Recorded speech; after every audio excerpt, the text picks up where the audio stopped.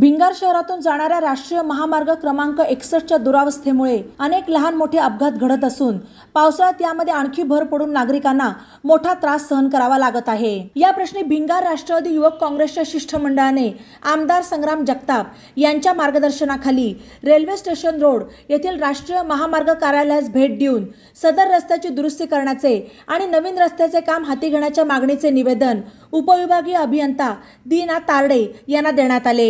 यावेळी भिंगार राष्ट्रवादी युवकचे शहराध्यक्ष शिवम भंडारी, भिंगार राष्ट्रवादीचे शहराध्यक्ष संजय सपकाळ, विशाल बेलपवार, अभिजित सपकाळ, सागर चवंडके, दिनेश लंगोटे, प्रवीण घावरी, विजय नामदे, अनिल तेजी, अक्षय नागापुरे, अजिंक्य भिंगारदिवे आदी उपस्थित होते। भिंगार येथील नागरिकांच्या दृष्टीने महामार्ग क्रमांक 61ची दुरुस्ती हा जिव्हाळ्याचा प्रश्न असून याकडे गांभीर्याने लक्ष देऊन तातडीने रस्ता दुरुस्त करण्याची मागणी भिंगार राष्ट्रवादी युवक काँग्रेसच्या वतीने करण्यात आली। नवीन काम काय म्हटलं 3 महिन्यानंतर की नवीन काम चालू आहे। बरोबर, तर मग त्याचं स्टेटस काय? 3 महिन्यानंतर